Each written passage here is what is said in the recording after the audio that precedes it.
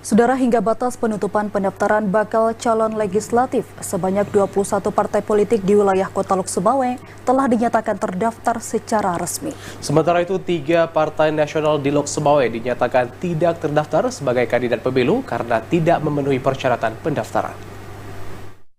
Hingga batas penutupan pendaftaran bakal calon legislatif, sebanyak 21 partai politik di wilayah Lok Semawe mendaftar ke kantor Komisi Independen Pemilihan Umum KIP kota setempat.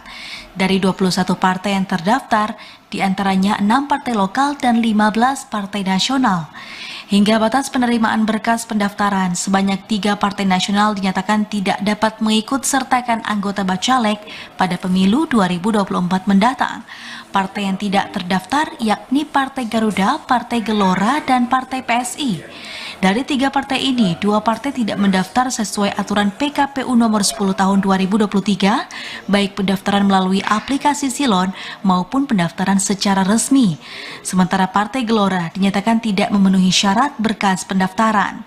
Ketua Divisi Sosialisasi dan SDM KIP Lok Semawe, Mulyadi, mengatakan untuk Partai Gelora pihaknya telah mengeluarkan surat pengembalian berkas karena tidak melengkapi persyaratan yang ditentukan.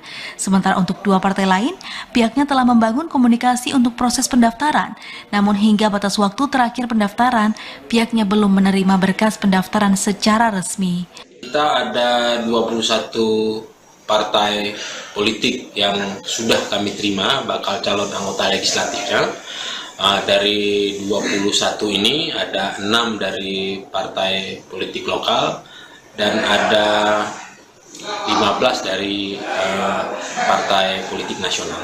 Yang sampai akhir belum batas waktu terakhir, yang belum bisa memenuhi persyaratan daripada dimaksud dalam PKPU nomor 10 tahun 2023 itu ada 3, yaitu dari yang pertama PSI, kemudian ada dari Garuda, dan ada dari Gelora.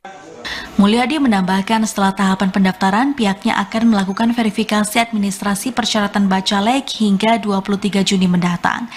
Bagi parpol yang akan mengajukan perbaikan persyaratan, pihaknya memberikan waktu sejak 25 Juni hingga 9 Juli mendatang. Dari Lok Semawe, Muhammad Ilyas, TVRI Aceh melaporkan.